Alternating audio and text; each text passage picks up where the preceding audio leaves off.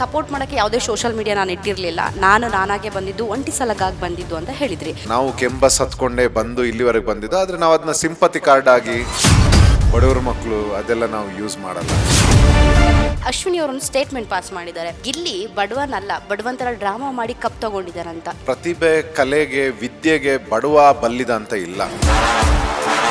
So ಒಬ್ರು hurt ಹೊರಗಡೆ entertainment ಆಗ್ತಿತ್ತು. ಸೊ ನನಗದು ಕನ್ಸರ್ನ್ ಆಗಿತ್ತು. ಹಾಯ್ ಹಲೋ ನಮಸ್ಕಾರ, ಸಂಪೂರ್ಣ ನ್ಯೂಸ್ಗೆ ಸ್ವಾಗತ. ನಾನು ಪೂಜಾ ಗುರಪ್ಪ. ಇವತ್ತು ನಮ್ಮ ಜೊತೆ ಸ್ಪೆಷಲ್ ಗೆಸ್ಟ್ ಅಂತಲೇ ಹೇಳ್ಬೋದು. ಬಿಗ್ ಬಾಸ್ ಮನೆಯಲ್ಲಿ ಒನ್ ಮ್ಯಾನ್ ಶೋ ಅಂತಲೂ ಹೇಳ್ತಾ ಇದ್ರು. ಜೈ ಮಹಾಕಾಳ್ ಅಂತ ಹೇಳಿದ್ರೆ ನಿಮಗೆ ಪಕ್ಕ ಅವ್ರ ಹೆಸರೇ ಗೊತ್ತಾಗುತ್ತೆ. ಬಿಗ್ ಬಾಸ್ ಮನೆಯಲ್ಲಿ ಸುದೀಪ್ ಅವ್ರನ್ನ ಧ್ರುವ್ ಅಂತ ಕರೆಯೋದಕ್ಕಿಂತ ಧ್ರುವ್ ಅಂತ ಕರೆದ್ರೆ ಸಿಕ್ಕಾಪಟ್ಟೆ ಇಷ್ಟಪಡ್ತಾ ಇದ್ರು. ನಾನು ಅವ್ರನ್ನ ಸ್ವಲ್ಪ ಧ್ರುವ್ ಅಂತ ಕರೆದು ಕಾಲೆಳಿತೀನಿ. ಓಕೆನಾ? ಎಸ್, ಇವತ್ತು ನಮ್ಮ ಜೊತೆ ಧ್ರುವ್ ಅಂತ ಅವ್ರು ಇದ್ದಾರೆ. ಅವ್ರ ಜೊತೆ ಮಾತಾಡ್ತಾ ಹೋಗೋಣ ಬನ್ನಿ. ಹಾಯ್ ಧ್ರುವ್, ಹೇಗಿದ್ದೀರಾ? ಹಾಯ್ ಮ್ಯಾಮ್, ನಮಸ್ತೆ. ತುಂಬ ಚೆನ್ನಾಗಿದ್ದೀನಿ. ಆ್ಯಕ್ಚುಲಿ ಮೊದಲಿಗಿಂತನೂ ತುಂಬಾ ಚೆನ್ನಾಗಿದ್ದೀನಿ ಈಗ, ಜನಗಳ ಆಶೀರ್ವಾದದಿಂದ. ಧ್ರುವಂತ್ ಅವರೇ, ಆ್ಯಕ್ಚುಲಿ ನಮ್ಮ ಚಾನಲ್ಸ್ ಅಂತ ಹೇಳಿದರೆ ನೀವು ಹೇಗಿದ್ರು ಬಿಗ್ ಬಾಸಲ್ಲಿ ಎಲ್ಲ ನಾರ್ಮಲ್ ಆಗಿ ಇದು ಕೇಳಿರ್ತೀರಾ. ನಾನು ನಿಮ್ಮ ಕಾಮೆಂಟ್ಸ್ ಚೆಕ್ ಮಾಡಿದೆ ಸಾಕಷ್ಟು. ಚೆಕ್ ಮಾಡಬೇಕಾದ್ರೆ ಹುಡುಗಿರಿಗಿಂತ ಹುಡುಗರು ತುಂಬ ಮೆಸೇಜ್ ಮಾಡಿದ್ದಾರೆ. ಬ್ರೋ, ನನ್ನ ಹೇರ್ ತುಂಬ ಗ್ರೋತ್ ಆಗಬೇಕು, ನಿಮ್ಮ ಹೇರ್ ಅಂತೂ ತುಂಬ ಚೆನ್ನಾಗಿದೆ, ಯಾವ ಥರ ಅದನ್ನು ಕೇರ್ ಮಾಡ್ತೀರಾ ಅಂತೇಳಿ ಸಿಕ್ಕಾಪಟ್ಟೆ ಕಾಮೆಂಟ್ಸ್ ಬಂದಿತ್ತು. ಇದ್ರ ಬಗ್ಗೆ ಒಂದು ಚಿಕ್ಕದಾಗಿ ಎಕ್ಸ್ಪ್ಲೇನ್ ಮಾಡಬೇಕು ನೀವು. ಖುಷಿಯಾಗುತ್ತೆ, ಯಾಕಂದರೆ ನಮಗೆ ಅಲ್ಲಿ ಒಳಗಡೆ ಏನು ಹೊರಗಡೆ ಆಗ್ತದೆ ಅಂತ ಗೊತ್ತಿಲ್ಲ. ಇವತ್ತು ಇಷ್ಟು ಜನಗಳ ಪ್ರೀತಿನ ಪಡ್ಕೊಂಡಿದ್ದೀವಿ. ಕೂದಲು ಏನಿಲ್ಲ, ನಿಮ್ಮದು ನ್ಯಾಚುರಲಿ ಏನು ಕೂದಲಿದೆ ಅದನ್ನ ಯಾವತ್ತೂ ಡಿಸ್ಟರ್ಬ್ ಮಾಡ್ಕೋಬೇಡಿ. ಗ್ರೋ ಆಗ್ತಾಯಿದೆ ಅಂತಂದರೆ ಆಯಿಲ್ ಕೇರ್ ಮಾಡಿ. ತೆಂಗಿನೆಣ್ಣೆ ಮತ್ತು ಯಾವುದು ನಿಮ್ಮ ಎಲ್ಲ ಆಯಿಲ್ಗಳು ಏನಿದೆ ತಲೆಗೆ ಹಾಕ್ತೀರ ಅದನ್ನೆಲ್ಲ ಮಿಕ್ಸ್ ಮಾಡಿ, 4-5 ಥರದ್ದು ಆಯಿಲ್ನ ಒಟ್ಟಿಗೆ ಮಿಕ್ಸ್ ಮಾಡಿ ಆ ಕೇರ್ ಕೊಡಿ. ಮತ್ತು ತುಂಬ ಕೆಮಿಕಲ್ ಇರೋ ಶ್ಯಾಂಪೂಸ್ ಎಲ್ಲ ಯೂಸ್ ಮಾಡಬೇಡಿ. ಒಂದು ಯಾವುದಾದ್ರೂ ಯೂಸ್ ಮಾಡಿ ಕಂಡೀಷ್ನಿಂಗ್ ಮಾಡ್ತಾಯಿರಿ ಅಷ್ಟೇ. ಬೇರೆ ನೀವು ಹೊರಗಡೆ ಡಸ್ಟಿಗೆ ಬಿಸಿಲಿಗೆಲ್ಲ ಹೋದಾಗ ಆದಷ್ಟು ನಿಮ್ಮ ಕೂದಲೆಲ್ಲ ಜಾಸ್ತಿ ಎಕ್ಸ್ಪೋಸ್ ಆಗದಿರೋಂಗೆ ನೋಡ್ಕೊಳ್ಳಿ ಅಷ್ಟೇ. ಓಕೆ, ಆ್ಯಕ್ಚುಲಿ ಇದು ಹೇಳಿದ್ದು ನನಗೂ ಸ್ವಲ್ಪ ಯೂಸ್ ಆಗುತ್ತೆ ಅನಿಸುತ್ತೆ. ನಾವು ಹುಡುಗಿರು ಕೂದಲೆಲ್ಲ ಬಿಡ್ಕೊಂಡು ತಿರುಗ್ತಾ ಇರ್ತೀವಿ. ತುಂಬ ಬಿಸಿಲಲ್ಲಿ ಆ್ಯಕ್ಚುಲಿ ಕೂದಲನ್ನ ಕೊಡಬಾರ್ದು. ಬಿಗ್ ಬಾಸ್ ಮನೆಗೆ ಹೋಗಿ ಬಂದಿದ್ದೀರಾ, ತುಂಬ ಸಣ್ಣ ಆಗಿಬಿಟ್ಟಿದ್ದೀರಾ. ಸೊ ಎಷ್ಟು ಸಣ್ಣ ಆಗಿದ್ರಿ, ಎಷ್ಟು ವೆಯ್ಟ್ ಇದ್ರಿ? ನಾನು ಇನ್ನೂ ವೆಯ್ಟ್ ಚೆಕ್ ಮಾಡಿಲ್ಲ, ಯಾಕಂದರೆ ಬಂದಿದ್ದು ಹೊರಗಡೆ ಬಂದು ನಾನು ಪ್ರೋಟೋಕಾಲಲ್ಲಿದ್ದೆ, ಸೆಕ್ಯೂರಿಟಿ ಇದರಲ್ಲಿದ್ದೆ. ಮತ್ತು ನೆಕ್ಸ್ಟು ಈಗ ಮೀಡಿಯಾಗೆ ಕೊಡ್ತಾಯಿದ್ದೀನಿ ಇಂಟರ್ವ್ಯೂ. ಸೊ ಕಂಟಿನ್ಯೂಸ್ ಆಗಿ ಬ್ಯುಸಿ ಇದ್ದೀನಿ ನಾನು. ಸೊ ಇನ್ನೂ ವೆಯ್ಟ್ ಚೆಕ್ ಮಾಡಿ ಇನ್ನೂ ಕರೆಕ್ಟಾಗಿ ಅಪ್ಪ ಅಮ್ಮನಿಗೂ ಸಿಗೋಕ್ಕಾಗ್ತಾ ಇಲ್ಲ ನನಗೆ. ಸೊ ಹೌದು, ಅಲ್ಲಿ ಬಿಗ್ ಬಾಸ್ ಮನೆ ಒಳಗಡೆ ನಮಗೆ ನಾವು ರೆಗ್ಯುಲರಾಗಿ ಏನು ಫುಡ್ ನಮ್ಮದು ಡಯಟ್ ಇರುತ್ತೆ ಅದು ಸಿಕ್ಕಲಿಲ್ಲ. ಮತ್ತು ನಾವು ಅರ್ನ್ ಮಾಡಬೇಕಾಗತ್ತೆ, ಫುಡ್ಡಿಗೂ ಗ್ರೋಸರೀಸ್ ಎಲ್ಲ ಅರ್ನ್ ಮಾಡಬೇಕಾಗುತ್ತೆ. ಮತ್ತು ಅಲ್ಲಿ ಯಾರು ನಮಗೆ ಊಟ ಮಾಡಿಕೊಡ್ತಾಯಿದ್ರು, ಒಂದು 2 ಹೊತ್ತು ಮಾತ್ರ ತಿಂತಾಯಿದ್ದು, ಚಪಾತಿ, ರೈಸ್. ಸೊ ನಮಗೆ ಎಷ್ಟು ಬರುತ್ತೆ ಅಷ್ಟು ತಿನ್ಕೊಂಡು ಇದ್ದಿದ್ದು. ಸೊ ಹಾಗಾಗಿ ಹೌದು, ಸಿಕ್ಕಾಪಟ್ಟೆ ವೆಯ್ಟ್ ಲಾಸ್ ಆಗಿದೆ ನಂದು. ಮತ್ತು ನಾನು ವ್ರತದಲ್ಲಿದ್ದೆ. ನಾನು ಹೋಗಬೇಕಾದ್ರೆ ಬಿಗ್ ಬಾಸಲ್ಲಿ ಮಡಿಲಿ ಆಟಾಡಿರೋದು ನಾನು ಒಂದು ಮೊಟ್ಟೆನೂ ತಿಂತಾ ಇರಲಿಲ್ಲ. ಸೊ ಅದು ಕೂಡ ತುಂಬ ನಾನ್ ವೆಜ್, ನಾನು ಆ್ಯಕ್ಚುಲಿ ನಾನ್ ವೆಜ್ ತಿಂದೇ ಇರೋದು, ಅದನ್ನು ತುಂಬ ಎಫೆಕ್ಟ್ ಆಗಿದೆ. ಈಗ ಹೇಳಿದ್ರಿ ನಾನು ತುಂಬ ಮಡಿಯಲ್ಲಿ ಆಟ ಆಡಿದೆ ಅಂತ. ಟಾಪ್ 7 ಕಂಟೆಸ್ಟೆಂಟ್ ಆಗಿದ್ರಿ. ಬಿಗ್ ಬಾಸ್ ಮನೆಯಿಂದ ಹೊರಗೆ ಬರಬೇಕಾದ್ರೆ ನೈಟಲ್ಲಿ ಬಂದುಬಿಟ್ಟಿದ್ದೀರಾ. ಸೊ ಇದನ್ನೆಲ್ಲ ಅವಾಯ್ಡ್ ಮಾಡಿದ್ದಕ್ಕೆ ನೀವು ಟಾಪ್ 7 ಅನ್ನೋದು? ಹಾಗಂತಲ್ಲ, ನನಗೆ ಆ್ಯಕ್ಚುಲಿ ನಾನು ಬಿಗ್ ಬಾಸ್ ನೋಡಿರೋನಲ್ಲ ಯಾವತ್ತು. ಸೊ ನಾನು ಅಲ್ಲಿ ಬಂದು ಕಲಿತು ಆಟಾಡಿರೋನು. ಸೊ ಅಲ್ಲಿ ಏನಾಯಿತು, ನಾನು ಸ್ವಲ್ಪ ಟೈಮ್ ಬಿಗಿನಿಂಗಲ್ಲಿ ಆ ಶೋನ, ಗೇಮ್ನ ಅರ್ಥ ಮಾಡ್ಕೊಳ್ಳೋದಕ್ಕೆ ತಗೊಂಡೆ. ನಂತರ ಆ ಸೀಕ್ರೆಟ್ ರೂಮು ಮತ್ತು ನನಗೆ ತುಂಬ ಧೈರ್ಯ ತುಂಬಿದ್ರು ನನ್ನ ತಂದೆ ಎಲ್ಲ ಆಟ ಆಡು ಅಂತ. ಸೊ ಆಮೇಲೆ ನಾನಾಗಿ ಆಟ ಆಡೋಕ್ಕೆ ಶುರು ಮಾಡಿದೆ. ಸೊ ಟಾಪ್ 6 ಹೌದು, ಗೊತ್ತಿಲ್ಲ. ಆ್ಯಕ್ಚುಲಿ ನಾನು PR ಇಲ್ಲದೆ, ಯಾವುದೇ ಒಂದು ಸೋಷಲ್ ಮೀಡಿಯಾ ಸ್ಟಂಟ್ಸ್ಗಳಿಲ್ಲದೆ, ಪೋಸ್ಟರ್ಸು, ಬ್ಯಾನರ್ಸ್ ಆಗಲಿ, ಅಥವಾ ಈ ಊರವನು, ಈ ಜಾತಿಯವನು, ಈ ಸಮುದಾಯ, ಇದನ್ನೆಲ್ಲ ಇಲ್ಲದೆ ನಾನೇನು ನಿಷ್ಠೆಯಿಂದ ಆಟಾಡಿರೋನು. ಬಹುಶಃ ಆ ನಿಷ್ಠೆ ಜನಗಳಿಗೆ ಇಷ್ಟ ಆಗಿ ಇವತ್ತು ಅದೇ ಒಂಟಿ ಸಲಗ, one man army, Dhruv, dashing Dhruv, ಇದನ್ನೆಲ್ಲ ಕೊಟ್ಟಿರೋ ಬಿರುದು ಅವರು. ಸೊ ನನ್ನ ಭಾಳ ಆನೆಸ್ಟಿನೇ ನನ್ನ ಕರ್ಕೊಂಡು ಬಂದಿದ್ದು ಇಲ್ಲಿವರೆಗೆ ಅಂತ. ಧ್ರುವಂತ್ ಅವರೇ, ನೀವು ಹೇಳಿದ್ರಿ ನನ್ನ ಸಪೋರ್ಟ್ ಮಾಡೋಕ್ಕೆ ಯಾವುದೇ ಸೋಷಲ್ ಮೀಡಿಯಾ ನಾನು ಇಟ್ಟಿರಲಿಲ್ಲ, ನಾನಾಗೆ ಬಂದಿದ್ದು, ಒಂಟಿ ಸಲಗಾಗಿ ಬಂದಿದ್ದು ಅಂತ ಹೇಳಿದ್ರಿ. ಓಕೆ, ಈಗ ಎಲ್ರಿಗೂ ಒಂದು ಕನ್ಫ್ಯೂಸ್ ಇದೆ, ಧ್ರುವಂತ್ ಅವರು ಮಂಗಳೂರವರ ಇಲ್ಲ ಕೊಡ್ಲಿಪೇಟೆಯವರ ಅಂತ. ಸಾಕಷ್ಟು ಜನಕ್ಕೆ ಅದೊಂದು ಕನ್ಫ್ಯೂಸ್ ಇದೆ, ಕ್ಲಾರಿಟಿ ಕೊಡಿ. ನಾನು ಆ್ಯಕ್ಚುಲಿ ಹುಟ್ಟಿದ್ದು ಬಂಟ್ವಾಳ್. ನಮ್ಮ ಅಜ್ಜಿ ಅಜ್ಜ, ನಮ್ಮ ತಾಯಿಯ ತಂದೆ ತಾಯಿ ಅಲ್ಲಿಯವರು, ನಮ್ಮ ತಾಯಿ ಅಲ್ಲಿಯವರು, ಬಂಟ್ವಾಳ್, ಮಂಗಳೂರಿನ, ದಕ್ಷಿಣ ಕನ್ನಡ ಜಿಲ್ಲೆ, ಮಂಗಳೂರು, ಬಂಟ್ವಾಳ್ ಅಂತ ಜಾಗ. ನನ್ನ ತಂದೆ ಕೃಷಿಕರು, ಅವರು ಕೊಡ್ಲಿಪೇಟೆ ಅಂತ, ಕೊಡಗು, ಅವರು ಆ್ಯಕ್ಚುಲಿ ಮೂಲತಃ ದಕ್ಷಿಣ ಕನ್ನಡದವರೇ ನಮ್ಮ ತಂದೆ ಕೂಡ. ಆದರೆ ನಮ್ಮ ತಂದೆಯ ಅಜ್ಜ ತಂದೆ ಎಲ್ಲ ಬಂದು ಕೊಡಗಲ್ಲಿ ವ್ಯವಸಾಯ ಇದೆಲ್ಲ ಮಾಡ್ಕೊಂಡು ಬೆಳೆಗಾರರಾಗಿ ಅವ್ರು ಸೆಟ್ಲ್ ಆಗಿದ್ದರು. ಹಾಗಾಗಿ ನಮ್ಮ ತಂದೆ ಕೂಡ ಅಲ್ಲಿಯವರೇ. ನಾನು ಬೆಳೆದಿದ್ದು ಕೊಡ್ಲಿಪೇಟೆಯಲ್ಲಿ, ಚಿಕ್ಕ ಹಳ್ಳಿ. ನಮ್ಮಲ್ಲಿ ರಾಜಹಂಸ ಸರ್ವಿಸ್ ಕೂಡ ಇಲ್ಲ. ನಾವು ಕೆಂಬಸ್ ಹತ್ಕೊಂಡೇ ಬಂದು ಇಲ್ಲಿವರೆಗೆ ಬಂದಿದ್ದು. ಆದರೆ ನಾವು ಅದನ್ನ ಸಿಂಪತಿ ಕಾರ್ಡ್ ಆಗಿ ಅಥವಾ ನಾವು ಹಳ್ಳಿಯವರು ಬಡವ್ರ ಮಕ್ಕಳು ಅದೆಲ್ಲ ನಾವು ಯೂಸ್ ಮಾಡಲ್ಲ. ಸೊ ನಮಗೆ ಒಂದು ಈ ರೀತಿ ಬೆಳೆದು ನಿಲ್ಲಬೇಕು ಅಂತ ಇತ್ತು. ಅದಕ್ಕೆ ತುಂಬ ತಂದೆ ತಾಯಿಗಳು ಹಾರ್ಡ್ ವರ್ಕ್ ಮಾಡಿದ್ದಾರೆ, ಸಪೋರ್ಟ್ ಮಾಡಿದ್ದಾರೆ. ಸೊ ಇಲ್ಲಿವರೆಗೆ ಬಂದಿದ್ದೀವಿ ನಾವು. ಸೊ ಇದು ಕೊಡ್ಲಿಪೇಟೆ ಮಂಗಳೂರಿನ ಕತೆ. ಓಕೆ, ಈಗ ನೀವು ಹೇಳಿದ್ರಿ ನಾವು ಬಡವರಲ್ಲ, ಆ ಥರ ಪೋಟ್ರೆ ಮಾಡ್ಕೊಳ್ಳೋಕ್ಕೂ ನನಗೆ ಇಷ್ಟ ಇಲ್ಲ ಅಂತ ಹೇಳಿದ್ರಿ. ಅಶ್ವಿನಿ ಅವರೊಂದು ಸ್ಟೇಟ್ಮೆಂಟ್ ಪಾಸ್ ಮಾಡಿದ್ದಾರೆ, ಗಿಲ್ಲಿ ಬಡವನಲ್ಲ, ಬಡವಂತರ ಡ್ರಾಮಾ ಮಾಡಿ ಕಪ್ ತಗೊಂಡಿದ್ದಾರಂತ. ಇದಕ್ಕೆ ನೀವೇನು ರಿಯಾಕ್ಟ್ ಮಾಡ್ತೀರಾ ಅನ್ನೋದು? ನಾನು ಅದನ್ನೇ ಹೇಳೋದು, ಫಸ್ಟ್ ಆಫ್ ಆಲ್ ಪ್ರತಿಭೆ, ಕಲೆಗೆ, ವಿದ್ಯೆಗೆ ಬಡವ ಬಲ್ಲಿದ ಅಂತ ಇಲ್ಲ.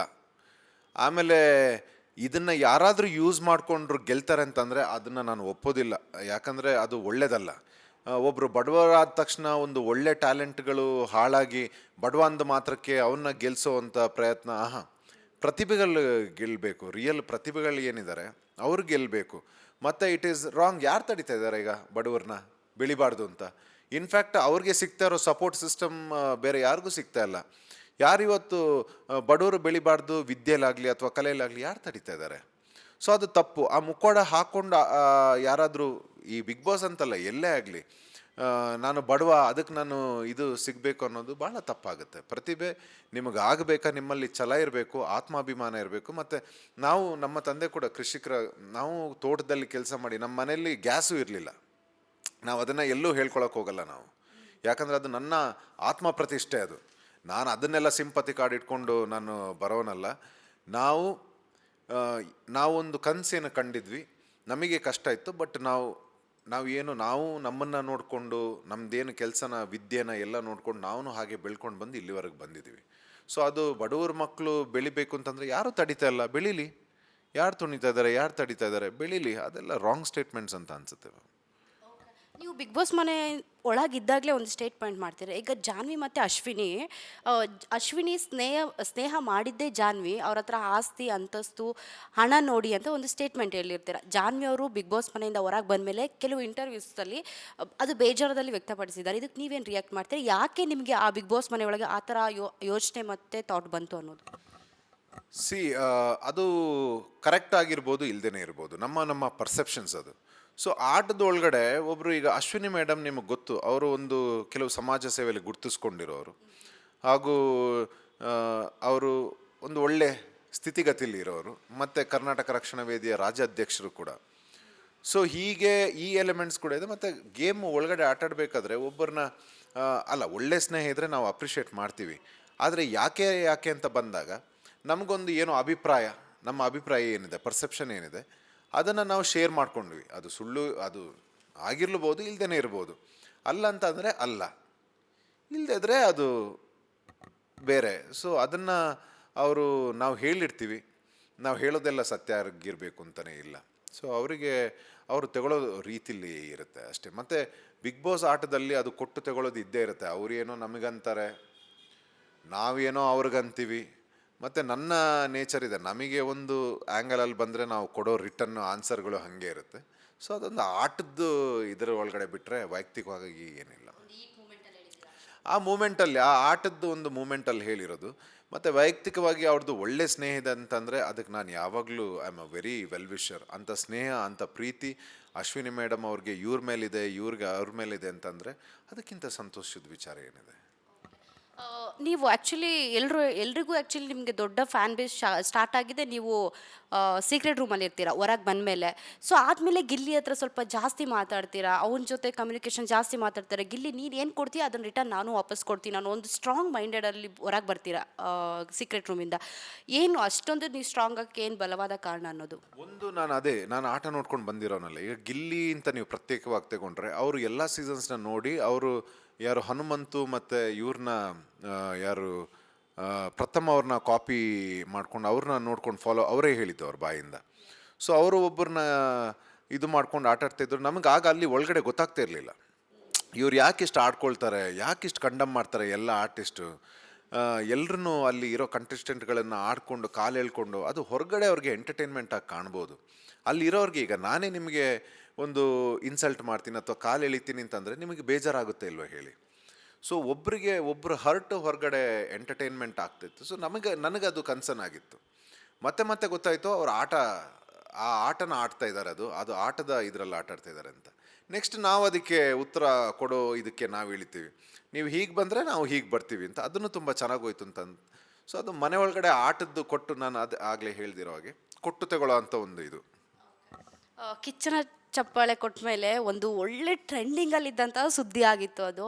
ಸೊ ಆ ಮೂಮೆಂಟು ಸರ್ ನಿಮಗೆ ಸ್ಟೇಜ್ ಮೇಲೂ ಹೇಳ್ತಾರೆ, ನಿಮಗೆ ಚಪ್ಪಾಳೆ ಕೊಟ್ಟ ಮೇಲೆ ನಾನು ತುಂಬ ಚೆನ್ನಾಗಿದ್ದೀನಿ ಅಂತ ಸುದೀಪ್ ಸರು. ಆ ಮೂಮೆಂಟಲ್ಲಿ ಇದ್ದಾಗ ನಿಮಗೆ ಏನು ನೆನಪಾಯಿತು, ಹೊರಗೆ ಬಂದಮೇಲೆ ನಿಮ್ಗೆ ಏನು ಅನ್ನಿಸ್ತು ಅನ್ನೋದು ಆ ಚಪ್ಪಾಳೆ ಬಗ್ಗೆ? ಆ ಆ ಬಿಗ್ ಬಾಸ್ ಅನ್ನೋ ಶೋ ಒಂದೊಂದ್ಸರ್ತಿ ಏನಾಗುತ್ತೆ, ಕಪ್ ಗೆಲ್ಲೋದು ಬೇರೆ, ಶೋನೇ ಗೆಲ್ಲೋದು ಬೇರೆ. ನಾನು ಬೇರೆ ಇಂಟರ್ವ್ಯೂನಲ್ಲೂ ಹೇಳಿದ್ದೀನಿ, ಬಾದ್ಶಾ ಕಿಚ್ಚ ಸುದೀಪ್ ಅವರು ಕರ್ನಾಟಕಕ್ಕೆ ಅವರ ಕೊಡುಗೆ ಎಲ್ರಿಗೂ ಗೊತ್ತಿರೋದು. ಮತ್ತು ಬಿಗ್ ಬಾಸ್ ಶೋ ಅಂದರೆ ಕಿಚ್ಚ ಸುದೀಪ್ ಅವರು 12 ಸೀಸನ್ 12 ವರ್ಷ ಅದನ್ನು ಕಟ್ಟಿ ಈ ಮಟ್ಟಕ್ಕೆ ಇವತ್ತು ಬ್ರ್ಯಾಂಡ್ ಮಾಡಿ ಕರ್ನಾಟಕದಲ್ಲಿ ನಿಲ್ಲಿಸಿರೋರು ಅವರು. ಸೊ ಅವರು ಈ ಶೋನ ನೋಡೋದಕ್ಕೂ ಬೇರೆ ಆಡಿಯನ್ಸ್ ನೋಡೋದಕ್ಕೂ ಭಾಳ ವ್ಯತ್ಯಾಸ ಇದೆ. ಅವರು ಇಂಚು ನೋಡಿರ್ತಾರೆ. ನಾನು ಆ ಮನೆಗೆ, ಆ ಕ್ಷೇತ್ರಕ್ಕೆ ನಾನು ಕಾಲು ನಾನು ಅದನ್ನ ದೇವಸ್ಥಾನ ಅಂತಲೇ ಹೇಳೋದು. ನಾನು ಅದಕ್ಕೆ ಮಡೀಲಿ ಬಂದಿದ್ದು, ಆ ರೀತಿ ನಡ್ಕೊಂಡಿದ್ದೀನಿ. ನನ್ನ ಭಕ್ತಿ ನೋಡಿದ್ದಾರೆ, ನಾನು ಆಟ ಆಡಿರೋ ರೀತಿ ನೋಡಿದ್ದಾರೆ. ಆಮೇಲೆ PR ಇಲ್ಲದೆ, ಕೊಲಾಬ್ರೇಷನ್ ಇಲ್ಲದೆ, ಅದು ಇದು ಇಲ್ಲದೆ ನಾನು ಹೇಗೆ ಬಂದಿದ್ದೀನಿ, ನನ್ನ ವ್ಯಕ್ತಿತ್ವದ ಆಟನ ತೋರ್ಸೋಕ್ಕೆ ನಾನು ಏನು ಬಂದಿದ್ದೆ, ಅದು ಎಲ್ಲ ಆ್ಯಂಗಲ್ನು ಚಾನೆಲ್ ಮತ್ತು ಎಲ್ಲರೂ ಅಬ್ಸರ್ವ್ ಮಾಡಿದ್ದಾರೆ. ಸೊ ಅದನ್ನು ಎಲ್ಲ ಗಮನಿಸಿ ಈಗ ಆಡಿಯನ್ಸ್ ಆಗಿ ಅವರೊಂದು ಎಂಟರ್ಟೈನ್ಮೆಂಟ್ ಮಾತ್ರ ನೋಡ್ತಾರೆ. ಈ ಬಿಗ್ ಬಾಸ್ನ ಈ 12 ಸೀಸನ್ನ ಕಟ್ಟಿರೋ ಸಾರಥಿ ಅವ್ರು ನೋಡೋ ಆ್ಯಂಗಲ್ ಬೇರೆ ಇರುತ್ತೆ. ಒಂದು ವ್ಯಕ್ತಿತ್ವದ ಮುಖಾಂತರ ಒಂದು ಆ್ಯಂಗಲ್ ನೋಡಿರ್ತಾರೆ ಅವರು. I am feeling very proud. ಅವರು ಕಿಚ್ಚ ಸುದೀಪ್ ಅವರು ಇಡೀ ಫಸ್ಟ್ ಟೈಮ್ ಇಡೀ 12 ಸೀಸನ್ ಇತಿಹಾಸದಲ್ಲಿ ಇಡೀ ಸೀಸನ್ನ ಚಪ್ಪಾಳೆ ಧ್ರುವಂತಿಗೆ ಅಂತ ಕೊಟ್ಟಾಗ ನನಗೆ ನಾನು ಅಷ್ಟು ನನ್ನ ಏನು ಕೊಟ್ಟಿದ್ದೀನಿ ಆ ಮನೆಗೆ ಸಾರ್ಥಕತೆ ಅನಿಸ್ತು. ಅದನ್ನು ನಾನು ಕೋಟಿ ಕೊಟ್ಟರು ಅಂತ ಬಿರುದು ಅವರಿಂದ ಪಡ್ಕೊಳ್ಳೋದಕ್ಕೆ ಸಾಧ್ಯ ಇಲ್ಲ. ಸೊ ಅವತ್ತೇ ನಾನು ಗೆದ್ದುಬಿಟ್ಟೆ. ನಾನು ಅವತ್ತೇ ಅಂದೆ, ಇನ್ನು ನಾನು ಏನಾದರೂ ಪರವಾಗಿಲ್ಲ, ನನಗೆ ಸಾರ್ಥಕತೆ ಸಿಕ್ತು. ಕಿಚ್ಚ ಸರ್ ಮತ್ತು ಅವರೊಂದು ಲೆಟ್ರು ಬರೆದು ಕೊಡ್ತಾರೆ. ಹೌದು, ಗೆಲುವು ನಿಮಗೆ ಬೇರೆ ಕಡೆಯಿಂದನೂ ಬರುತ್ತೆ ಇದ್ರು, ಮತ್ತು ಪ್ರೀತಿ ಕೂಡ ಬೇರೆ ಕಡೆಯಿಂದ ಬರುತ್ತೆ. ಜಯ ಮಹಾಕಾಲ್ ಕಿಚ್ಚ ಸಾಗ ಅಂತ ಕೊಡ್ತಾರೆ. ಅದೆಲ್ಲ ಅದಕ್ಕೆಲ್ಲ ಬೆಲೆ ಕಟ್ಟೋಕೆ ಆಗಲ್ಲ, ಆ ಪ್ರೀತಿನ ಪಡ್ಕೊಳ್ಳೋದಕ್ಕೆ. ಸೊ ಇನ್ನು ಕೆಲವರು ಇವತ್ತೇನು PR ಮಾಫಿಯಾ ಏನು ನಡೀತಾ ಇದೆ, ಅವ್ರು ಅದನ್ನು ಒಬ್ಬರನ್ನ ಬೆಳೆಸೋ ಬರದಲ್ಲಿ ಇನ್ನೊಬ್ಬರು ಮನೆ ಮಕ್ಕಳನ್ನ ಅವರ ಎಫರ್ಟ್ಸ್ನ ಕೆಟ್ಟದ್ದು, ಇದಕ್ಕೆಲ್ಲ ಬಹುಶಃ ಅವರೂ ಕೇರ್ ಮಾಡಲ್ಲ, ಚಾನಲು ಕೇರ್ ಮಾಡಲ್ಲ, ನಾನಂತೂ ಅದಕ್ಕಿಂತ ಮುಂಚೆ ಕೇರ್ ಮಾಡಲ್ಲ. ಸೊ ಇದು ಈಗ ನಾನು ಬೇರೆ ಮಾಧ್ಯಮಕ್ಕೂ ಹೇಳ್ತಾ ಇದ್ದೆ, ಒಂದು ಒಳ್ಳೆ ಊಟ ನಮಗೆ ಕೊಟ್ಟಾಗ ಒಂದು 2 ಕಲ್ಲು, ಒಂದು 3 ಕಲ್ಲು ಸಿಕ್ಕಿದಾಗ ನಾವು ಊಟ ಎಸೆಯಲ್ಲ, ಆ ಕಲ್ಲನ್ನ ಕಿತ್ತು ಹೊರಗಡೆ ಎಸಿತೀವಿ. ಸೊ ಹಾಗೆ ಮತ್ತು ನಾವು ಈ ಇಂಡಸ್ಟ್ರಿಯಲ್ಲಿ ಇರೋರು ಇಂಥ ಈ ವಿಕೃತ ಮನೋಭಾವದವರು ನಮ್ಮನ್ನೆಲ್ಲ ಬಿಡಿ, ಮಿನಿಸ್ಟರ್ಸ್, PM ಮೋದಿಯವ್ರನ್ನ, ದೇವರುಗಳನ್ನೇ ಬಿಡಲ್ಲ. ಎಂತೆಂಥ ದೊಡ್ಡ ದೊಡ್ಡ ಸೆಲೆಬ್ರಿಟಿಗಳನ್ನು ಈ ರೀತಿ ಟಾಂಟ್ಗಳು. ಸೊ ಇವರೆಲ್ಲ ಅವಿವೇಕಿಗಳು. ಸೊ ಈ ರೀತಿ ಇದನ್ನೆಲ್ಲ ಮಾಡಿದಾಗ ಏನಕ್ಕೆ ಅದಂತ ಪ್ರಶ್ನೆ ಮಾಡಿದಾಗ ನಾವು ಏನು ಕೊಡಬೇಕು ಅದನ್ನ ಕೊಟ್ಟಾಯಿತು. ನಮಗೇನು ಫಲ ಆ ದೇವರು ಕೊಡಬೇಕಿತ್ತು ಅದು ಅವರು ಕೊಟ್ಟಾಯಿತು. ಇನ್ನು ನಮ್ಮನ್ನು ಪ್ರೀತಿಸೋರು ಇಷ್ಟು ಜನ ಇರಬೇಕಾದ್ರೆ ನಾವು ಅಲ್ಲಿ ಕಾನ್ಸಂಟ್ರೇಟ್ ಮಾಡ್ತೀವಿ. ಈ ಚಿಕ್ಕ ಊಟದಲ್ಲಿ ಸಿಕ್ಕಿರೋ 2-3 ಕಲ್ಲುಗಳನ್ನು ತೆಗೆದು ಹೊರಗಡೆ ಎಸಿತೀವಿ ಅಷ್ಟೇ. ಅದ್ರ ಬಗ್ಗೆ ತಲೆನೇ ಕೆಡಿಸ್ಕೊಳ್ಳಿಲ್ಲ. ನಾವೇನು ಕೊಟ್ಟಿದ್ದೀವಿ ಅದಕ್ಕೆ ನಮಗೆ ಸಿಕ್ಕಿದೆ ಆ ಫಲ. ಬಿಗ್ ಬಾಸ್ ಮನೇಲಿ ಸಿಕ್ಕಾಪಟ್ಟೆ ಚೆನ್ನಾಗಿ ಗೇಮ್ ಆಡ್ತಾ ಇದ್ರಿ. ನಾನು ನೋಡಿದ ಪ್ರಕಾರ, ನಾನು ನೋಡ್ಬೇಕಾದ್ರೆ ನೀವು ಆಡಿದ ಗೇಮಲ್ಲೆಲ್ಲ ಮೋಸ್ಟ್ಲಿ ವಿನ್ ಆಗಿದ್ದೀರಾ. ಸೊ ಅಶ್ವಿನಿ ಮ್ಯಾಮ್ ಜೊತೆ ನೀವು, ಅಶ್ವಿನಿ ಮ್ಯಾಮ್, ರಾಶಿಕಾ ಅವರೆಲ್ಲ ಒಂದು ಸೀರಿಯಲ್ ಮಾಡಿದ್ದೀರಾ. ಸೊ ರಾಶಿಕಾ ಮಾಡಿಲ್ವಾ? ಓಕೆ, ನೀವು ಅಶ್ವಿನಿ ಮೇಡಮ್ ಒಂದು ಸೀರಿಯಲ್ ಮಾಡಿದ್ದೀರಾ. ರಾಶಿಕನ ವಿಚಾರ ಬಂದಾಗ ನಿಮ್ಮದೊಂದು ಗಲಾಟೆ ನಡೆಯುತ್ತೆ. ನಿಜವಾಗ್ಲೂ ಅಲ್ಲಿ ಏನಾಗಿತ್ತು ಆ ಮೂಮೆಂಟಲ್ಲಿ ಅನ್ನೋದು? ಇಲ್ಲ, ಅವ್ರದ್ದು ಇಶ್ಯೂ ಏನಿತ್ತು ಅಂತಂದರೆ, ನಾನು ಧ್ರುವಂತನ ಮಾತಾಡೋಕ್ಕೆ ಟ್ರೈ ಮಾಡ್ತೀನಿ, ಆ ಮೂಮೆಂಟಲ್ಲಿ ಮಾತಾಡ್ತಾರೆ, ಆಮೇಲೆ ಅವರು ನನ್ನ ಹತ್ರ ಮಾತಾಡಲ್ಲ ಅಂತ. ನಾವು ಯಾವುದೋ ಒಂದು ಗೇಮ್ ಅಥವಾ ನಾವು ಯಾವುದೋ ಮೈಂಡ್ ಸೆಟ್ಟಲ್ಲಿ ಇರ್ತೀವಿ. ಮತ್ತು ನಾನು ಮೈ ಮೇಲೆ ಮಾತಾಡಿಕೊಂಡು, ಒಬ್ಬರು ಚೆನ್ನಾಗಿದ್ದಾರೆ ಅವ್ರು ಬಂದು ಮಾತಾಡಿದ ತಕ್ಷಣ ಮೈ ಮೇಲೆ ಬಿದ್ದು ಹೋಗಿ ಮಾತಾಡೋ ವ್ಯಕ್ತಿತ್ವ ನಂದಲ್ಲ. ನಾನಂತ ಎಲಿಮೆಂಟಲ್ಲಿ ನನ್ನ ಹತ್ರ ಎಷ್ಟು ಚೆನ್ನಾಗಿ ಬಂದು ಮಾತಾಡ್ತಾರೆ ನಾನು ಮಾತಾಡ್ತೀನಿ, ಅದನ್ನು ಹೊರತುಪಡಿಸಿ ಅದೆಲ್ಲೋ ನಂತರ ಅದು ಎಲ್ಲಿಗೋ ಬೇರೆ ಟರ್ನ್ ಮಾಡೋಕ್ಕೆ ನೋಡಿದ್ರು. ಈಗೋನ ಏನು ಅದು ಬೇರೆ ಬೇರೆ ಇದು ಟರ್ನ್ ಮಾಡೋಕ್ಕೆ ನೋಡಿದ್ರು. ಅದಕ್ಕೆ ನಾನು ಕರೆಕ್ಟಾಗಿ ಸ್ಪಷ್ಟನೆ ಕೊಟ್ಟೆ. ನೀವು ಬೇರೆ ಟೈಪ್ ಹುಡುಗರ ಥರ ನನ್ನ ಅಂದ್ಕೊಂಡ್ರೆ ಆ ಟೈಪ್ ಎಲಿಮೆಂಟೇ ಅಲ್ಲ ನಾನು ಅಂತ. ನೀವು ಮಾತಾಡಿದ ತಕ್ಷಣ ನಿಮ್ಮ ಹಿಂದೆ ಬಂದು ಬಿದ್ದು ಮಾತಾಡ್ತೀನಿ ಅಂದರೆ ನಾನು ಆ ಟೈಪ್ ಎಲಿಮೆಂಟ್ ಹುಡುಗನೇ ಅಲ್ಲ, ಇಂಥದ್ದು ಎಕ್ಸ್ಪೆಕ್ಟೇಷನ್ ನನ್ನ ಹತ್ರ ಇಟ್ಕೊಬೇಡಿ ಅಂತ ನೇರವಾಗಿ ಹೇಳ್ತೀನಿ. ಅದು ಹೇಗೇನ ಮನೇಲಿ ವೈಯಕ್ತಿಕ ಏನಿಲ್ಲ, ಅವ್ರು ಕೊಡೋ ಆ್ಯಕ್ಷನ್ಗೆ ನಂದು ರಿಯಾಕ್ಷನ್ ಆಗಿತ್ತು. ಸೊ ಅದು ಅವ್ರು ಮತ್ತೆ ಕ್ಯಾರಿನೇ ಮಾಡ್ತಾ ಹೋಗ್ತಾರೆ ಬೇರೆ ಬೇರೆ ರೀತಿಲಿ. ನಾನು ಅದ್ರ ಬಗ್ಗೆ ಎಲ್ಲ ತಲೆನೇ ಕೆಡಿಸ್ಕೊಳ್ಳಿಲ್ಲ. ಈಗ ಮಲ್ಲಮ್ಮ ತುಂಬ ಕ್ಲೋಸ್ ಆಗಿದ್ದು ನೀವು ಮಲ್ಲಮ್ಮನ ಜೊತೆ. ಮಲ್ಲಮ್ಮ ಹೊರಗೆ ಹೋದ್ಮೇಲೆ ಮತ್ತೆ ಲಾಸ್ಟ್ ಒಂದ್ಸಲ ಮನೆ ಒಳಗೆ ಬರ್ತಾರೆ. ಮನೆ ಒಳಗೆ ಬಂದಮೇಲೆ ನೀವು ಹೇಳ್ತೀರಾ ಅಶ್ವಿನಿ ಅವ್ರ ಹತ್ರ ಹೇಳ್ತೀರಾ ಮಲ್ಲಮ್ಮ ಸ್ವಲ್ಪ ಚೇಂಜ್ ಆಗಿದ್ದಾರೆ ಅಂತ ಹೇಳ್ತೀರಾ. ಆ ಮೂಮೆಂಟಲ್ಲಿ ನಿಮಗೆ ನಿಜವಾಗ್ಲೂ ಬೇಜಾರಾಗಿದ್ದು ನಿಜ. ಸೊ ಯಾಕೆ ಹಂಗೆ ಅನ್ನಿಸ್ತು ಅನ್ನೋದು? ಯಾಕಂದರೆ ನಾನು ಮನೆಯಲ್ಲಿ ಫಸ್ಟ್ ಹೋದಾಗ ನನಗೆ ಸ್ವಲ್ಪ ಒಂದು ಯಾರ ಮೇಲೇನೋ ನಂಬಿಕೆ ಇಟ್ಟು, ಅಂದರೆ ಬೇರೆಯವರೆಲ್ಲ ಅಲ್ಲಿ ಕಾಂಪಿಟೇಟರ್ಸೇ. ಸೊ ತುಂಬ ಪ್ರೀತಿ ಕೊಟ್ಟಿದ್ದೆ ನಾನು ಮಲ್ಲಮ್ಮ ಅವ್ರಿಗೆ. ಮತ್ತು ಅವರು ಅಷ್ಟೇ, ಅವ್ರಿಗೊಂದು ಧೈರ್ಯವಾಗಿ ನಿಂತಿದ್ದೆ ನಾನು ಈ ಆಟದಲ್ಲಿ. ಹೌದು ಆಟ ಇದೆ, ಬಟ್ ಅವರು ಹೌದು ಅಲ್ಲಿವರೆಗೆ ಬಂದಿರೋದು ಅವ್ರ ಸಾಧನೆನೇ. ಆದರೆ ಮನೆ ಒಳಗಡೆ ಏನು ನಡೀತದೆ ಅವ್ರಿಗೆ ಹೇಳಿಕೊಟ್ಟು ನಾನು ಕಲ್ತ್ಕೊಂಡು ಒಟ್ಟೊಟ್ಟಿಗೆ ಅವರೊಂದು ಇಮೋಷ್ನಲ್ ಬಾಂಡಿಂಗ್ ಇತ್ತು. ಆದರೆ ನಂತರ ಅವರು ಹೊರಗಡೆ ನೆಕ್ಸ್ಟ್ ಟೈಮ್ ಏನು ಬರ್ತಾರೆ ನಾನು ನೋಡಿರೋ ಮಲ್ಲಮ್ಮ ಅವ್ರು ಆಗಿರಲಿಲ್ಲ. ಸೊ ನನಗದೆಲ್ಲೋ ಬೇಜಾರಾಯಿತು. ಆಮೇಲೆ ಬದಲಾವಣೆ ಜಗತ್ತಿನ ನಿಯಮ ಅಲ್ವೇ. ಸೊ ಈಗ ಅವ್ರು ಸ್ಟಾರ್ ಆಗಿದ್ದಾರೆ. ಸೊ ಇರಲಿ, ಆ ದಿನಗಳನ್ನು ಅವ್ರು ಮರ್ತಿದ್ದಾರೆ ಅನಿಸುತ್ತೆ. ಮೊದಲಿದ್ದಾಗ ಬಹುಶಃ ನನಗೂ ಅನ್ನಿಸ್ತು, ಆಗ ನಾನು ಒಬ್ಬ ಕಂಟೆಸ್ಟೆಂಟ್ ಆಗಿ ಇರಬೇಕಿತ್ತು, ಇವ್ರಿಗೆ ನಾನು ಅಷ್ಟು ಅಟೆನ್ಷನ್ ಕೊಡಬಾರ್ದಿತ್ತು ಅಂತ. ಬಟ್ ನಮ್ಮ ಗುಣ, ನಮಗೆ ಅದ್ರ ಬಗ್ಗೆ ಪಶ್ಚಾತ್ತಾಪ ಇಲ್ಲ. ನಮ್ಮ ಗುಣ ಏನಿದೆ ಅವ್ರನ್ನ ಆ ಪ್ರೀತಿ ಕೊಟ್ಟಿದ್ದು ನಾವು ಕೊಟ್ಟಿದ್ದೀವಿ ಅವ್ರಿಗೆ. ಧ್ರುವ ಅಂತವ್ರನ್ನ ತುಂಬ ವಿಲನ್ ರೀತಿಯಲ್ಲಿ ಬಿಗ್ ಬಾಸ್ ಮನೇಲಿ ನಾವು ನೋಡಿದ್ವಿ. ಹಾಗೆ ಟಾಮ್ ಅಂಡ್ ಜೆರ್ರಿ ಥರನೂ ನೋಡಿದ್ವಿ ಸೀಕ್ರೆಟ್ ರೂಮಲ್ಲಿ. ಮತ್ತು ನಿಮ್ಮದು ಮತ್ತು ರಕ್ಷಿತಾ, ಆ್ಯಕ್ಚುಲಿ ನೀವು ರಕ್ಷಿತನಿಗೆ ಅಣ್ಣಾಗ ಕೊಟ್ಟಿದ್ರಿ, ಸಿಸ್ಟರ್ ಥರ ತುಂಬ ಚೆನ್ನಾಗಿ ಕೇರ್ ಮಾಡ್ತಾ ಇದ್ರಿ. ಸೀಕ್ರೆಟ್ ರೂಮಿಗೆ ಹೋದ ತಕ್ಷಣ ಏನಾಯಿತು? ಇಬ್ಬರು ಒಳ್ಳೆ ಟಾಮ್ ಅಂಡ್ ಜೆರ್ರಿ ಜೊತೆ ದಿನಾ ಜಗಳ ಆಗ್ತಾ ಇತ್ತು. ಏನಾಯಿತು ಆ ಮೂಮೆಂಟು? ಹೌದು, ಅಲ್ಲಿ ಸೀಕ್ರೆಟ್ ರೂಮಲ್ಲಿ ಏನಾಯಿತು ಅಂತಂದರೆ, ನಾನು ಯಾವಾಗಲೂ ಜಸ್ಟಿಸ್ ಪರ ನಿಲ್ಲೋದು. ನನ್ನ ವೈಯಕ್ತಿಕ ಏನೇ ಇರಲಿ, ಈಗ ನನ್ನ ಶತ್ರು ನನಗೆ ಬರಲ್ಲ, ಅವ್ರಿಗೆ ನನ್ನ ಜೊತೆ ಬರಲ್ಲ. ಆದರೆ ಅವರಲ್ಲಿ ಒಂದು ಪೊಟೆನ್ಷಿಯಲ್ ಇದೆ. ಅವರೊಬ್ಬರು ಒಂದು ಏನು ಆಟದಲ್ಲಾಗಲಿ ಪರ್ಫಾರ್ಮ್ ಮಾಡ್ತಾರೆ ಅಂತಂದರೆ ಅವ್ರ ಜೊತೆ ಅನ್ಯಾಯ ಆಗಬಾರ್ದು. ಅದಕ್ಕೂ ನಾನೇ ಫೈಟ್ ಮಾಡ್ತೀನಿ, ಇಲ್ಲ ಅವರ ಆ ಸ್ಥಾನಕ್ಕೆ ಹೋಗಬೇಕು ಅಂತ. ಸೊ ಇಲ್ಲೇನಾಗ್ತಿತ್ತು, ಅಲ್ಲಿ ಸೀಕ್ರೆಟ್ ರೂಮ್ ಬಂದಾಗ ಗಿಲ್ಲಿನ ಉಳಿಸ್ಕೊಳ್ಳೋ ಬರ್ದಲ್ಲಿ ಮತ್ತು ಇವರಿಗೆ ಅವ್ರ ಹತ್ರ ಆಗೋ ಇದರಲ್ಲಿ ಕಾವ್ಯ ಹೋಗಬೇಕು, ಸ್ಪಂದನ ಅವ್ರು ಹೋಗಬೇಕು, ಹೊರಗಡೆ ಹೋಗಬೇಕು. ಸೊ ಅವ್ರನ್ನ ವೀಕ್ ಟೀಮ್ ಮಾಡಿ ಅವ್ರನ್ನ ಸೋಲಿಸಿ ಇವ್ರಿಗೆ ಸ್ಟ್ರಾಂಗ್ ಟೀಮ್ ಮಾಡಿ ಹೀಗಿತ್ತು. ಬಟ್ ಇಟ್ ಈಸ್ ಅನ್ಫೇರ್, ಅದು ನನ್ನ ವ್ಯಕ್ತಿತ್ವ ಒಪ್ಪಲ್ಲ. ಸೊ ಈ ವಿಚಾರವಾಗಿ ಭಾಳ ಗಲಾಟೆ ಆಗ್ತಾಯಿತ್ತು. ಸೊ ಅವರು ಮಾತಿನ ಬರದಲ್ಲಿ ಏನೇನೋ ಮಾಡ್ತಾಯಿದ್ರು. ನನಗೆ ಅದನ್ನು ಅಬ್ಸರ್ವ್ ಮಾಡಿ ಅವ್ರನ್ನ, ಸೊ ನಾನು ಅದನ್ನ ಇಮಿಟೇಟ್ ಮಾಡ್ತಾಯಿದ್ದೆ. ಅದು ಈ ರೀತಿ ಹೊರಗಡೆ ಎಂಟರ್ಟೈನ್ ಆಗುತ್ತೆ ಅಂತ ನನಗೆ ಗೊತ್ತಿರಲಿಲ್ಲ. But end of the day it's a show. ನಮಗೇನು ವೈಯಕ್ತಿಕ ಅಂಥದ್ದು ಏನಿಲ್ಲ. ಸೊ ಆ ಮೂಮೆಂಟಲ್ಲಿ ಏನಾಗಿದೆ ಅದು, ಬಟ್ ಆಡಿಯನ್ಸ್ ಅದನ್ನು ತುಂಬ ಎಂಜಾಯ್ ಮಾಡಿದ್ದಾರೆ. ಆ ಖುಷಿ ತುಂಬ ಇದೆ ಮ್ಯಾಮ್. ಬಿಗ್ ಬಾಸ್ ಮನೆಯಿಂದ ಹೊರಗೆ ಬಂದ ತಕ್ಷಣ ಯಾರನ್ನ ಕಾಂಟ್ಯಾಕ್ಟ್ ಮಾಡೋಕ್ಕೆ ಟ್ರೈ ಮಾಡಿದ್ರಿ? ಅಂದರೆ ಬಿಗ್ ಬಾಸ್ ಮನೆಯಲ್ಲಿ ಇದ್ದವ್ರನ್ನ ಯಾರನ್ನಾರು ಕಾಂಟ್ಯಾಕ್ಟ್ ಮಾಡಿದ್ರಾ, ಕಾಲ್ಸ್ ಮಾಡಿದ್ರ ಅವರಿಗೆ? ಅವ್ರನ್ನ ಕಾಂಟ್ಯಾಕ್ಟ್ ಬಿಡಿ, ನನ್ನ ಅಪ್ಪ ಅಮ್ಮನ್ನೇ ಕರೆಕ್ಟಾಗಿ ಕಾಂಟ್ಯಾಕ್ಟ್ ಮಾಡಿ ಅವ್ರ ಜೊತೆ ಇರೋಕ್ಕಾಗ್ತಾಯಿಲ್ಲ. ನನ್ನ ತಲೆ, ನಾನು ಇನ್ನೂ ಅಲ್ಲಿಂದ ಹೊರಗಡೆ ಬರಬೇಕು. ಆ್ಯಂಡ್ ಇಷ್ಟು ಮೀಡಿಯಾ ಕವರೇಜ್ ಆಗ್ತಾಯಿದೆ ಆ್ಯಂಡ್ ಪೀಪಲ್ ಅಟೆನ್ಷನ್, ಇಷ್ಟಿಂದ ಇನ್ನು ಇದನ್ನೆಲ್ಲ ಮುಗಿಸಿ ನಾನಿನ್ನು ಅವ್ರನ್ನ ಕಾಂಟ್ಯಾಕ್ಟ್ ಮಾಡೋದು ಈಗ ಪ್ರಸ್ತುತ ನನ್ನ ಇದರಲ್ಲಿ ಇಲ್ಲ. ಸೊ ಫ್ಯೂಚರಲ್ಲಿ ನೋಡಬೇಕಷ್ಟೆ. ಬಿಗ್ ಬಾಸ್ ಮನೆಯಲ್ಲಿ ಕೇಳ್ತಾರೆ ನಿಮ್ದೇನಾದ್ರೂ ಆಸೆ ಇದ್ದರೆ ಹೇಳಿ ಅಂತ. ಬಟ್ ನೀವು ಬಿಗ್ ಬಾಸಲ್ಲಿ ಇದ್ದಾಗ ಹೇಳ್ತೀರಾ ನನ್ನ ಹೇರ್ನ, ಅಂದರೆ ನಾನು ಮೇಕವರ್ ಬಗ್ಗೆ ಮಾತಾಡ್ತೀರಾ. ಸೊ ಯಾಕೆ ಫುಲ್ ಚೇಂಜ್ ಆಗಿ ಬಿಗ್ ಬಾಸ್ ಮನೆಯಿಂದ ಹೊರಗೆ ಬರಬೇಕಂತ ಅನಿಸಿದ್ದು? ನಾನು ಬಿಗ್ ಬಾಸ್ ಈ ಮಟ್ಟಿಗೆ ನನಗೆ ಇಷ್ಟೆಲ್ಲ ಕೊಡುತ್ತೆ ಅಂತ ಅಂದ್ಕೊಂಡಿರಲಿಲ್ಲ. ನಾನು ಅಲ್ಲಿ ಹೋದೆ, ನಾನು ಎಷ್ಟಾಗುತ್ತೆ ನನ್ನ ಆಟವನ್ನು ಕಲಿತೆ, ನಾನು ಆಟಾಡಿ ಬಂದೆ. ಬಟ್ ನನಗೆ ಇಷ್ಟೆಲ್ಲ ಕೊಡುತ್ತೆ ಅಂತ ಅಂದ್ಕೊಂಡಿರಲಿಲ್ಲ. ಸೊ ನನಗೊಂದು ಹೊಸ ಜೀವನನೇ ಕೊಟ್ಟಿದೆ ಬಿಗ್ ಬಾಸ್. ಈಗ it made me a brand. ಧ್ರುವಂತ್ ಜಯಮಾಕಾಲ್ ಧ್ರುವಂತ್ ಅಂತ ಅಂದರೆ it made me a brand. ಮತ್ತು ಹೊರಗಡೆನೂ ಜನಗಳು, ಸೊ ನನ್ನ ಈಗ ಹೊರಗಡೆ ಬರ್ತೀನಿ ಅಂತಂದರೆ ನನಗೆಲ್ಲ ಹೊಸದಾಗಬೇಕಿತ್ತು. ನನ್ನ ಲುಕ್ ಆಗಲಿ, ನನ್ನ ಲೈಫಿಗೆ ಎಲ್ಲವೂ ಹೊಸದಾಗಬೇಕು ನನಗೆ. ಸೊ ಅದಕ್ಕೆ ಅದು ಮ್ಯಾಂಡೇಟ್ರಿ ಆಗಿತ್ತು. ಸೊ ಹಾಗಾಗಿ ನನ್ನದೊಂದು ವಿಶ್ ಇತ್ತು, ಅದ್ರ ಒಳಗಡೆನೇ ಮೇಕವರ್ ಆಗಿ ಹೊಸ ವ್ಯಕ್ತಿಯಾಗಿ ನಾನು ಹೊರಗಡೆ ಬರಬೇಕು ಅಂತ. ಅದೆಲ್ಲೋ ಆಗಲಿಲ್ಲ. ಬಟ್ ಹಾಗೆ ಹೊರಗಡೆ ಮಾಡಿಸ್ಕೊಂಡು ಮತ್ತೆ ಶೋ ಅಲ್ಲಿ ನಾನು ಬರ್ತೀನಿ, ನಮ್ಮ ಫಿನಾಲೆ ಎಲ್ಲ ಬಂದು ಅದನ್ನು ಕಂಪ್ಲೀಟ್ ಆಯಿತು ಅಂತ. ಕೊನೆಯದಾಗಿ ಧ್ರುವ ಅಂತವ್ರದ್ದು ತಮ್ಮನ ಮದುವೆ ಎಲ್ಲ ಆಯಿತು, ರಿಸೆಪ್ಷನ್ ಸಮೇತ ಬಿಗ್ ಬಾಸ್ ಮನೇಲಿ ಆಯಿತು. ನಿಮ್ಮದು ಮುಂದೆ ನೋಡಬೇಕು ಮ್ಯಾಮ್. ಯಾಕಂದರೆ ಈಗ ನಾವು ಯಾವ ಇದರಲ್ಲಿದ್ದೀವಿ ಅಂತಂದರೆ ಭಾಳ ಸಂಗಾತಿ ಅನ್ನೋದು ಭಾಳ ಇಂಪಾರ್ಟೆಂಟ್ ಆಗುತ್ತೆ. ಆ, ನಾವು ಎಂಥವ್ರನ್ನ ನೋಡ್ತೀವಿ ಅಂತಂದರೆ ನಮ್ಮನ್ನು ನಾವು ಟಾಪ್ ಲೆವೆಲಲ್ಲಿದ್ದಾಗ ಪ್ರೀತಿಸೋ ಅವ್ರು ತುಂಬ ಜನ ಸಿಕ್ಬಿಡ್ತಾರೆ ನಮಗೆ. ಆ, ನಾವು ಲೋ ಲೆವೆಲಲ್ಲಿದ್ದಾಗ ಅದಕ್ಕಿಂತ 4ರಷ್ಟು ಪ್ರೀತಿಸೋವಂಥ ಹುಡುಗಿ ಸಿಗಬೇಕು. ಮತ್ತು ನನಗೆ ಒಂದು ಹೆಣ್ಣಿನ ಶರೀರದಲ್ಲಿ ಹುಡುಗ ಬೇಡ. ಓಕೆ, ಆ ಆ್ಯಟಿಟ್ಯೂಡು ಇಲ್ಲ.